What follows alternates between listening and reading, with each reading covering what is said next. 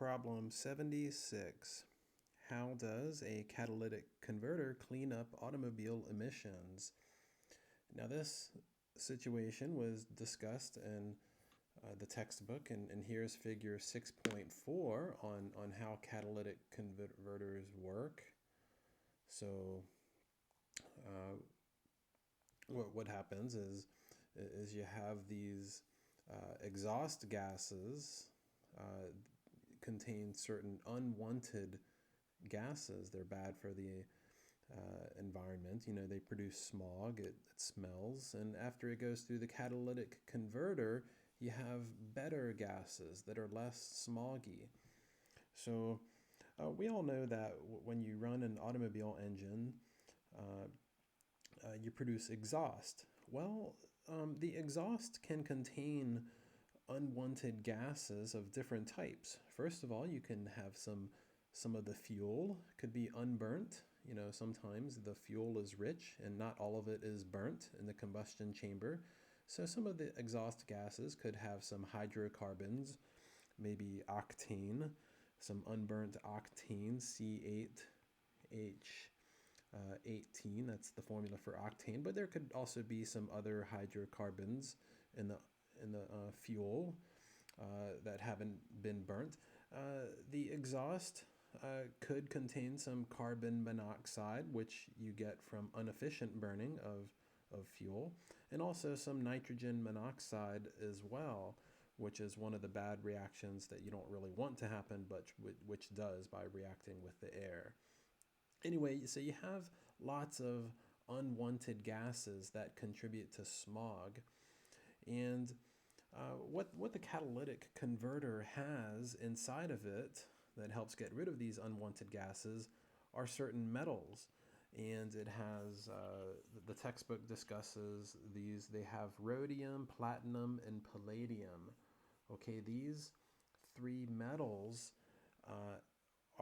act as catalysts that help convert these unwanted gases into better gases. So metals can act as catalysts, and the way they act is they provide surfaces. They provide a surface for which the catalytic reaction occurs, on which the reaction occurs. So you can think of this diagram right here, kind of showing you what happens. You have these unwanted gases that are contained in the exhaust. That this is coming from the gas that's coming from the engine into the catalytic converter. And here is a bunch of, is a porous material. So the gases have to go through the porous material. And this porous material, lots of little holes and little channels allow the gases to escape out this way. The porous material is made of the metals rhodium, palladium, and platinum, and so on. And as the gases pass through this meshy material, they travel, they come in contact with a lot of the metal surface, and the metal surface converts those unwanted gases into better gases. So after it travels through the catalytic converter, the gases have been converted into better gases, and that's what's emitted through the exhaust engine. So you can see a better picture here.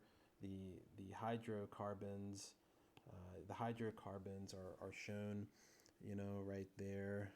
So you got hydrocarbons, you got carbon monoxide, and you got nitrogen monoxide. Those are the bad gases as they go in through this porous, meshy material, which contains a lot of those metals. Then out comes more of the better gases. So this material, this unwanted material in the exhaust, most of it hopefully converts into better material, which is less harmful, just nitrogen and water vapor and carbon dioxide and oxygen. And here you can see some of the reactions that occur. So the metals catalyze these three reactions. To get rid of the hydrocarbons, it helps react them with oxygen to produce carbon dioxide and water. And to get rid of the carbon monoxide, it reacts, the metals react, help catalyze the reaction between that and oxygen to produce more carbon dioxide, which is better than carbon monoxide. And then to get rid of the nitrogen monoxide, the metals convert those to nitrogen and oxygen, this decomposition reaction. So anyway, these are some of the reactions that can occur. Now, maybe you've heard of automobiles that the drivers like to remove the catalytic converters because after all, when the gases are forced to pass through this meshy material, that constricts the flow of gas out the back. Okay, so you have the car is trying to get rid of the gas, and if you remove the catalytic converter, then it's a much freer route for the gases to go out the exhaust pipe, and that kind of when you have less restricted airflow into and out of the engine, as in removing the catalytic converter, then the engine can operate faster and the car goes faster. So race cars will remove catalytic converters and some street racers will as well. But that's how they work.